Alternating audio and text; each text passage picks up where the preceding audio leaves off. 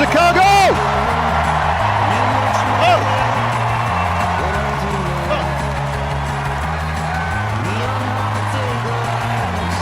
Thank you.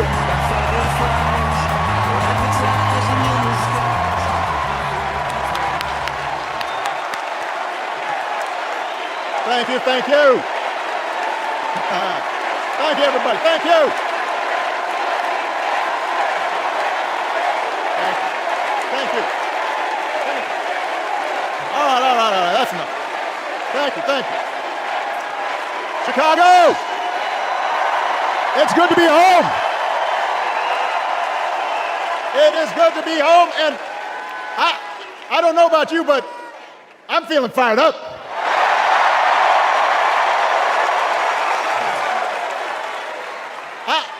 I am feeling ready to go, even if I am the only person stupid enough to speak after Michelle Obama. Yeah, it's going to be a hard speech to top. I am feeling hopeful because this convention has always been pretty good to kids with funny names who believe in a country where anything is possible. Because we have a chance to elect someone who has spent her entire life trying to give people the same chances America gave her.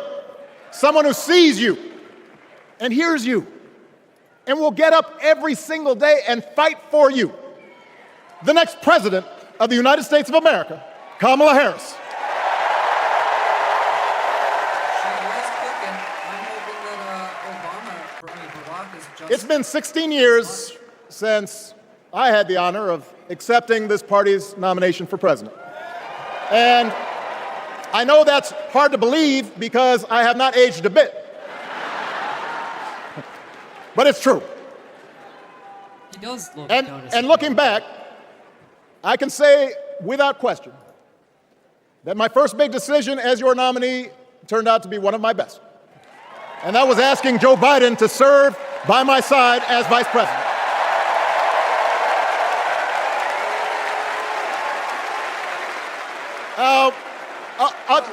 Other than some common Irish blood, Joe and I come from different backgrounds, but we became brothers. And as we worked together for 8, sometimes pretty tough years, what I came to admire most about Joe wasn't just his smarts, his experience. Okay, I really hope this is not a lot of glazing Joe Biden because I don't care. And his hard-earned resilience, his unshakable belief that everyone in this country deserves a fair shot.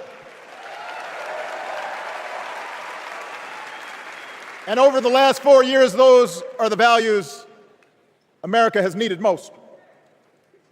At a time when millions of our fellow citizens were sick and dying, we needed a leader with the character to put politics aside and do what was right. At a time when our economy was reeling, we needed a leader with the determination to drive what would become the world's strongest recovery. 15 million jobs, higher wages, lower health care costs. See, again, this is just the common theme of Democrats are celebrating the U.S., celebrating the citizens of this country and the work that they do, while Republicans are talking about the end of the West, the death of democracy, the degradation of the country. They're so focused on negative that they have nothing positive to offer. It's all fear and paranoia. Where we have hope and joy. At a time when the other party had turned into a cult of personality, we needed a leader who was steady. And yeah, I had enough joke and brought people together and was selfless enough to do the rarest thing there is in politics, putting his own ambition aside for the sake of the country.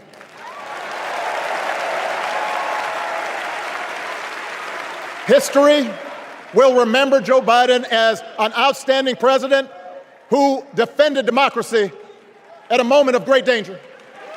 And I am proud to call him my president, but I am even prouder to call him my friend. Again, thanks for dropping in,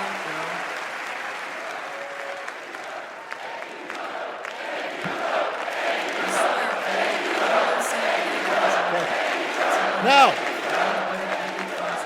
the torch has been passed. condescending. Now it is up to all of us to fight for the America we believe in. And make no mistake, it will be a fight. For all the incredible energy we've been able to generate over the last few weeks, for all the rallies and the memes, this will still be a tight race in a closely Just hearing Obama say the word memes was golden. divided country. That's- A country where too many Americans are. I was laughing too hard, I missed it.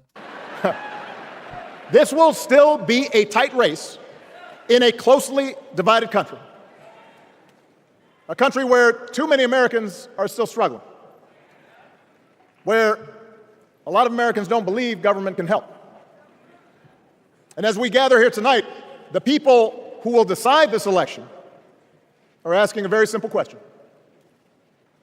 Who will fight for me? Who's thinking about my future, about my children's future, about our future together? Again, give people something to fight for. One thing is for certain, Donald Trump is not losing sleep over that question.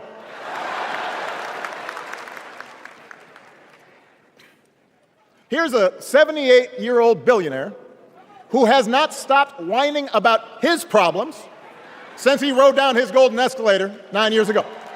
It has been a constant stream of gripes and grievances that's actually been getting worse now that he's afraid of losing to Kamala. He's the whiny baby. There's That's all the he childish does. nicknames, the crazy conspiracy theories, this weird obsession with crowd sizes.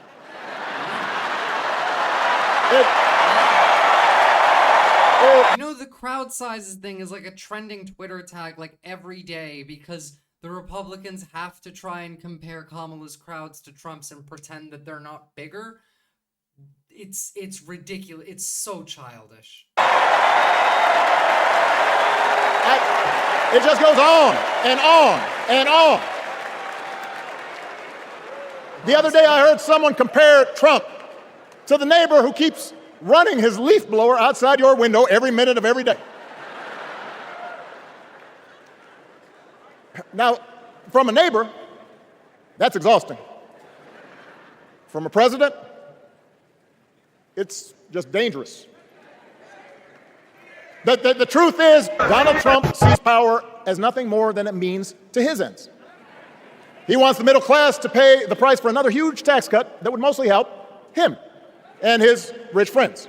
Yeah? He killed a bipartisan immigration deal written in part by one of the most conservative Republicans in Congress that would have helped secure our southern border because he thought trying to actually solve the problem would hurt his campaign. He publicly said this. He doesn't He literally Do not publicly boo. said this. vote.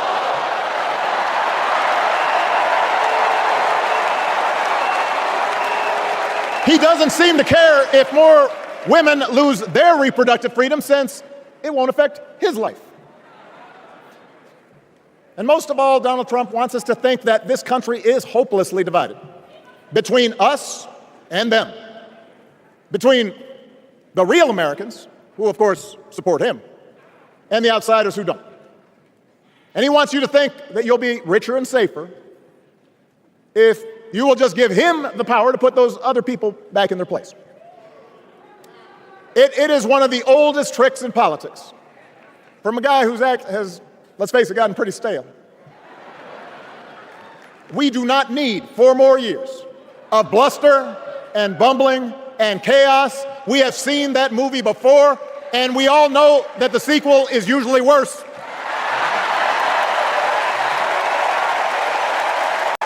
America's ready for a new chapter. America's ready for a better story.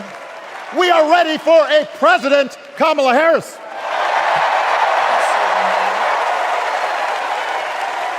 I just want to get over this MAGA division of the country bullshit so we can actually fix the real problems that we have. This is a person who has spent her life fighting on behalf of people who need a voice and a champion. Sick of arguing about abortion. As you heard from and Michelle, trans people. Kamala I was wanna not argue about billionaires and corruption. Work for what she's got. And she actually cares about what other people are going through. She's not the neighbor running the leaf blower. She's the neighbor rushing over to help when you need a hand. As a prosecutor, Kamala stood up for children who had been victims of sexual abuse. As an attorney general of the most populous state in the country, she fought big banks and for-profit colleges, securing billions of dollars for the people they had scammed. After the home mortgage crisis, she pushed me and my administration hard to make sure homeowners got a fair settlement. Didn't matter that I was a Democrat. Didn't matter that she had knocked on doors for my campaign in Iowa. She was going to fight to get as much relief as possible for the families who deserved it. As vice president, she helped take on the drug companies to cap the cost of insulin, lower the cost of health care, give families with kids a tax cut. And she is running for president with real plans to lower costs even more and protect Medicare and Medicaid and sign a law to guarantee every woman's right to make her own health care decisions.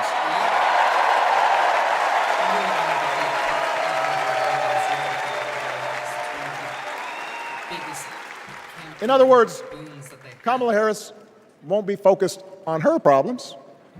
She'll be focused on yours.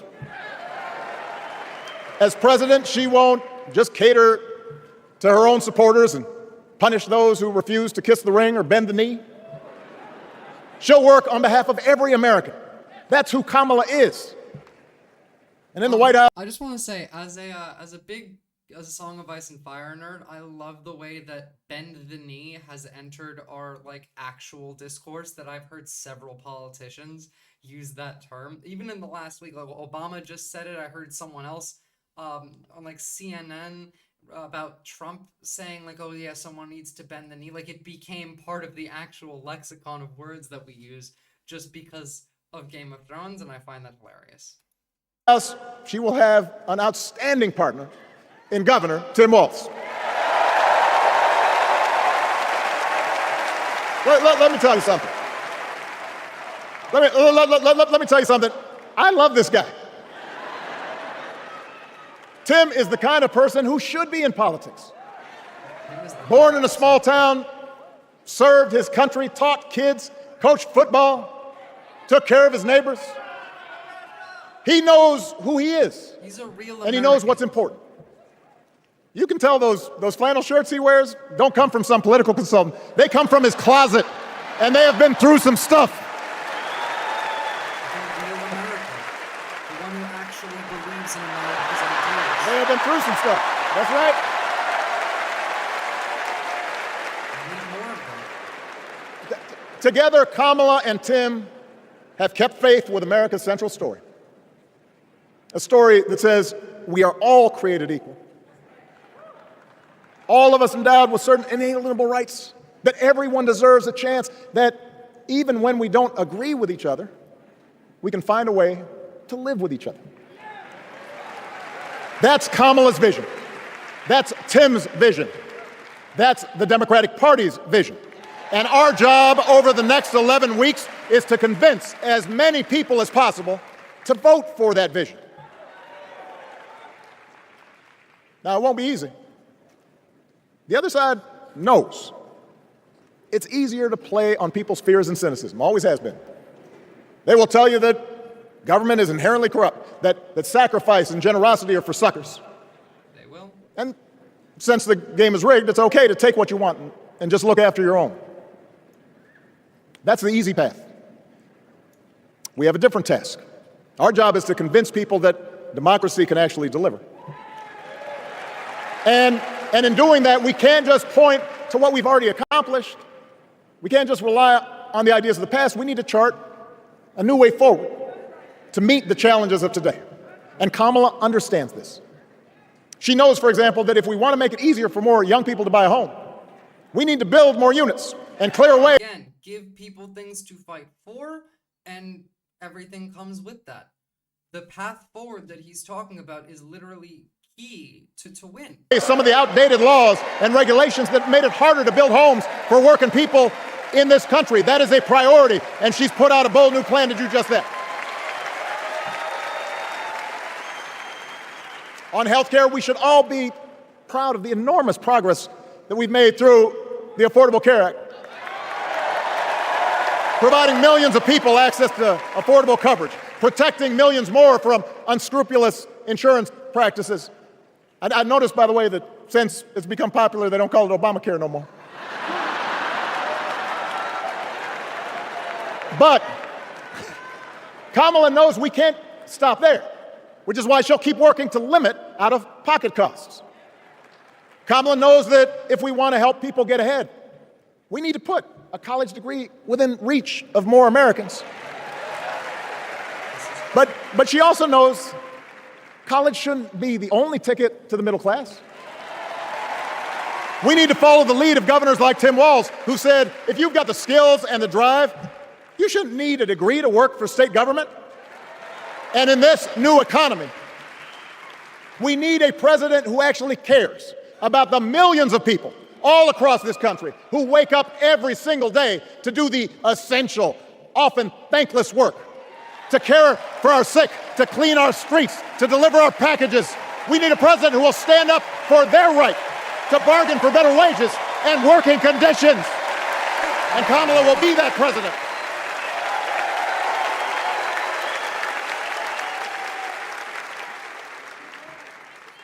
This is Yes, what she we can. need. If only we had this kind of energy in Obama when he was actually fucking president, that would have been great.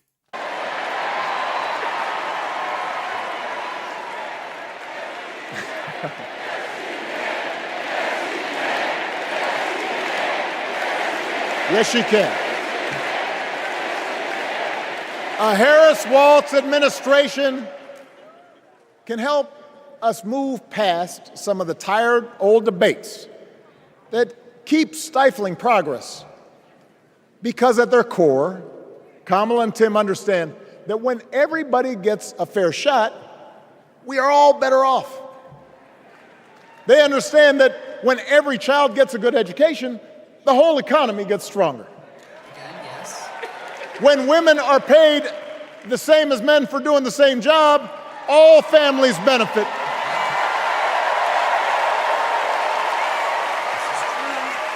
They understand that we can secure our borders without tearing kids away from their parents. Just like we can keep our streets safe while also building trust between law enforcement and the communities they serve and eliminating bias, that will make it better for everybody. Meanwhile, the Republican talking point about this is mass deportation, the biggest deportation operation in history, as they say. 13+ million Americans. For them, one group's gains is necessarily another group's loss. For them, freedom means that the powerful can do pretty much what they please, whether it's fire workers trying to organize a union, or put poison in our rivers, or avoid paying taxes like everybody else has to do. Well, we have a broader idea of freedom. We believe in the freedom to provide for your family if you're willing to work hard. The freedom to breathe clean air and drink clean water and send your kids to school without worrying if they'll come home. We believe that true freedom gives each of us the right to make decisions about our own life, how we worship, what our family looks like, how many kids we have, who we marry. No place in what you decide your family looks like. And we believe that freedom requires us to recognize that other people have the freedom to make choices that are different than ours. That's okay.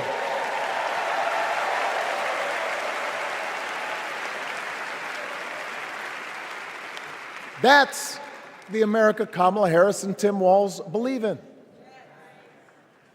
An America where we, the people, includes everyone. As it always should. Because that's the only way this American experiment works. That's how it's And always despite what our politics might suggest, I think most Americans understand that. Democracy isn't just a bunch of abstract principles and dusty laws in some book somewhere.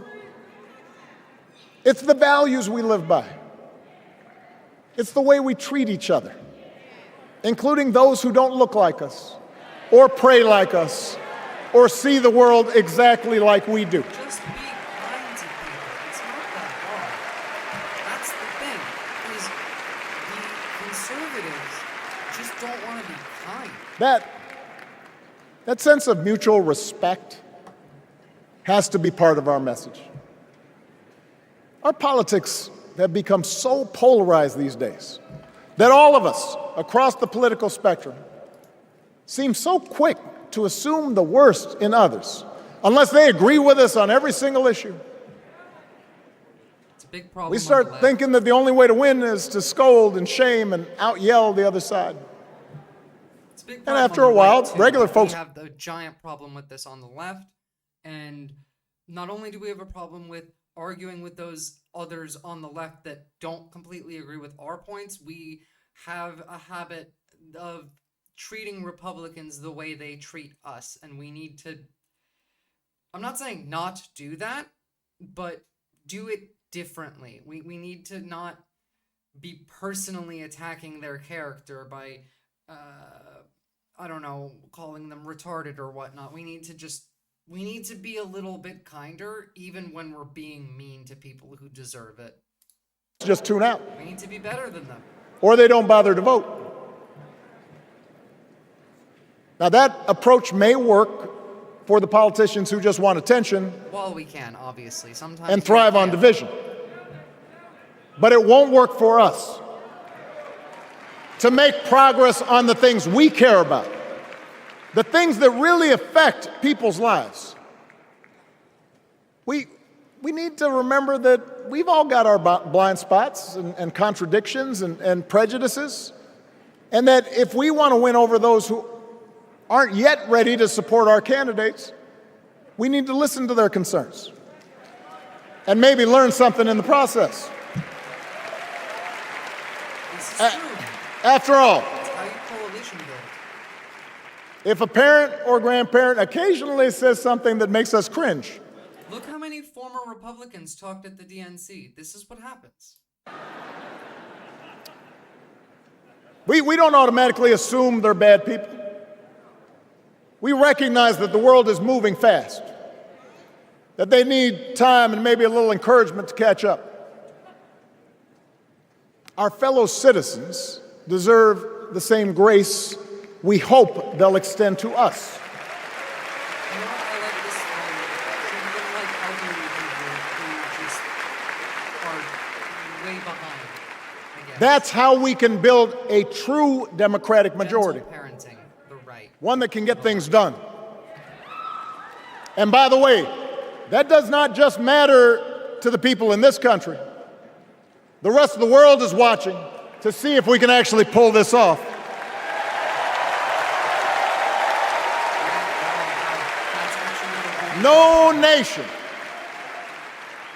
no society has ever tried to build a democracy as big and as diverse as ours before. One that includes people that The point that I'm going to make rather than that is how this election goes does make a big difference on how we're viewed internationally, as most leaders hate Trump. And we've now seen that France came together in a week and defeated the fascists. If we've failed to do it in 3 months, first of all, that makes us worse than the French. And I, as an American, cannot stand for that. We have to be better than the French. And beyond that, it shows that we're done. It shows that there is no fight left in our country, because if Trump wins, then it really is over for the American experiment, democracy as we know it. Sure, everything in the world isn't going to change suddenly, but it won't be the same country anymore. over decades Not with the same values. have come from every corner of the globe. One where our allegiances and our community are defined not by race or blood, but by a common creed. And that's why when we uphold our values, the world's a little brighter. Yeah, look, I'm not a fan of Obama either, Sam, but And we are a democracy. We're a republic, a democratic republic, and it's still a democracy. You don't need to split hairs on the technical definition. We're talking about, we colloquially call the United States a democracy. Everyone accepts this. And just because we're technically a republic, I don't give a shit, okay? Don't be contrarian. When we don't, the world's a little dimmer. And dictators and autocrats feel emboldened. And over time, we become less safe. We shouldn't be the world's policemen, and we can't eradicate every cruelty and injustice in the world. But America This is can. from the guy who drone striked more people than Bush had before him, and would have probably been the top until Trump came along and then drone striked even more people. We have been America's policeman, the world's policeman, for a couple decades now, and we should stop. I do agree with him on this. It's just funny coming from the guy who was in charge of us being the world's policeman for 8 years. Can be and must be a force for good. Discouraging conflict, fighting disease, promoting human rights, protecting the planet from climate change, defending freedom, brokering peace. That's what Kamala Harris believes, and so do most Americans.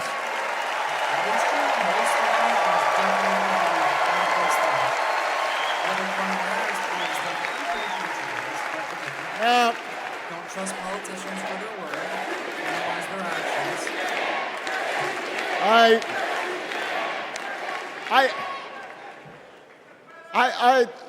I know these ideas can feel pretty naive right now. We live in a time of such confusion and rancor, with a culture that puts a premium on things that don't last. Money, fame, status, likes. We chase the approval of strangers on our phones. We build all manner of walls and fences around ourselves, and then we wonder why we feel so alone. I love this. We don't trust each other as much because we don't take the time to know each other. Exactly. And in that space between us, I am a huge fan of this kind of rhetoric because this is the kind of shit that I've been saying for years.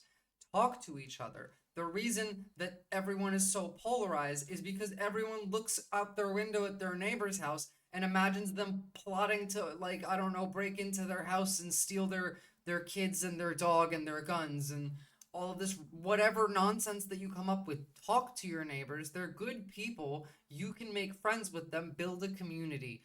That is why we're so separated.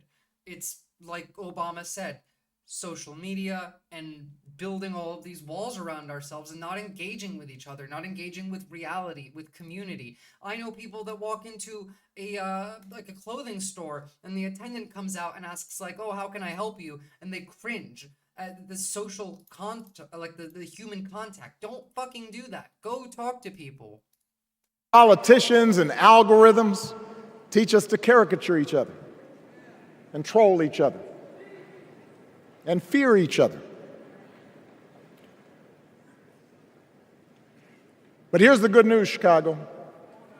All across America, in big cities and small towns, away from all the noise, the ties that bind us together are still there. We still coach Little League and look out for our elderly neighbors. We still feed the hungry in churches and mosques and synagogues and temples. We share the same pride when our Olympic athletes compete for the gold. Because the vast majority of us do not want to live in a country that's bitter and divided. We want something better. We want to be better. And the joy and the excitement that we're seeing. The entire point of life is to live and make the world a better place for you and the people around you and the people that come after you. That is the meaning of life. Around this campaign tells us we're not alone. You know, I've spent a lot of time thinking about these past few months because, as Michelle mentioned, this summer we lost her mom, Ms. Marion Robinson. And I don't know that anybody has ever loved their mother-in-law any more than I love mine. Mostly it's because she was funny and wise and the least pretentious person I knew. That, and she always defended me with Michelle when I messed up. That's always impressive. I'd hide behind her.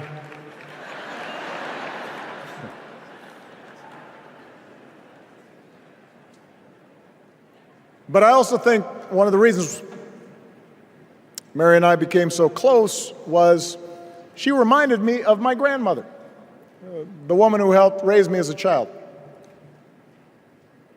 And on the surface, the two of them did not have a lot in common. One was a black woman from right here, south side of Chicago, right down the way. Went to Englewood High School. The other was a little old white lady born in a tiny town called Piru, Kansas. Now, I know there aren't that many people from Piru.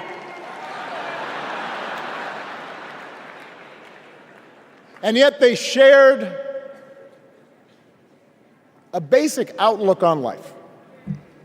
They were strong, smart, resourceful women, full of common sense, who, regardless of the barriers they encountered, and women growing up in the 40s and 50s and 60s, they encountered barriers.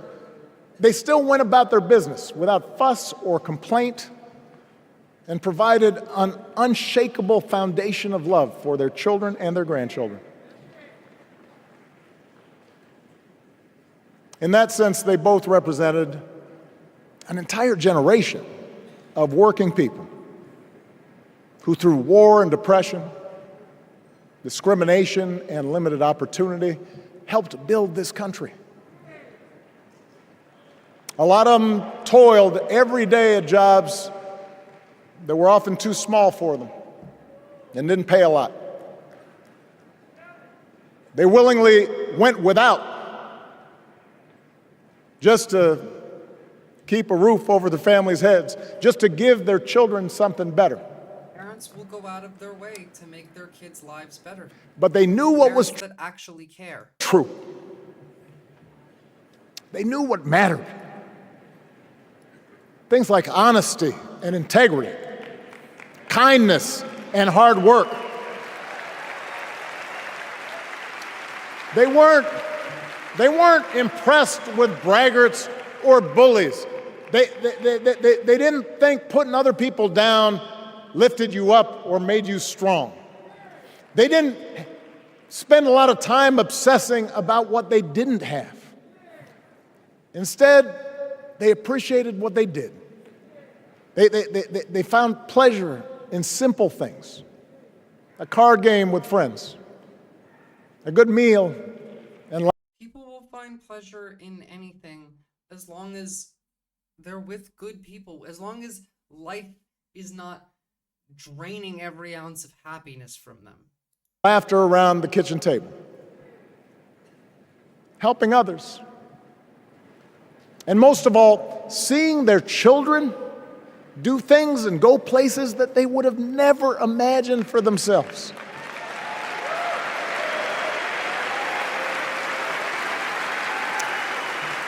Whether you are a Democrat or a Republican or somewhere in between,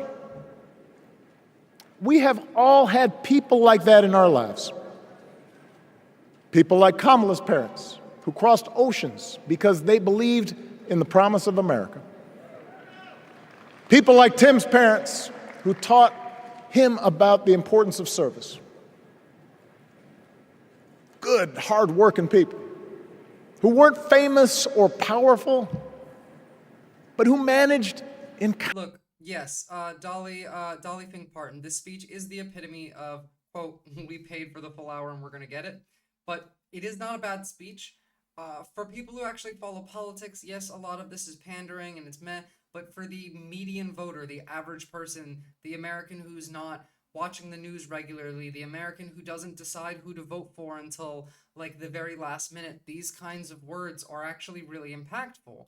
They might not mean much to you and me because we know who Obama is. We know what he was like when he was president, but he is speaking well, and it is reaching the audience that they're aiming for. I mean, Michelle Obama as well absolutely killed it. Did she really say anything of worth? A few, yeah, but for the most part, it's pandering to the median voter. Countless ways to leave this country just a little bit better than they found it. As much as any policy or program, I believe that's what we yearn for. A return to an America where we work together and look out for each other. A restoration of what Lincoln called, on the eve of Civil War, our bonds of affection. An America that taps what he called the better angels of our nature. That is what this election is about. And I believe that's why if we each do our part over the next 77 days, if we knock on doors, if we make phone calls, if we talk to our friends, if we listen to our neighbors, if we work like we've never worked before, if we hold firm to our convictions, we will elect Kamala Harris as the next president of the United States, and Tim Walz as the next vice president of the United States. We will elect leaders up and down the back. Yes, he's killed it. It is all a show, and they all know the timing, but obviously they're not actors, they're delegates, my guy. These are Democratic delegates in the room. You don't just get to go to the DNC. There's very few like non-political civilians there. It's not actors. Their job is to cheer at specific points. They are instructed to do so. Did you see Hillary Clinton yesterday getting like the massive standing ovation that she did, where nobody liked Hillary Clinton and everybody knows that she lost? It is a show. That's the point. The DNC is a show. We're watching something that's curated specifically for people who need to catch up to learn about Kamala Harris, to learn about Tim Walz. That's why they've been saying the same things over and over again. That's why they keep glazing the same people over and over again. This is a show. We're watching an ad. Ballot who will fight for the hopeful, forward-looking America we all believe in, and together we too will build a country that is more secure and more just, more equal, and more free. So let's get to work. God bless you, and God bless the United States of America.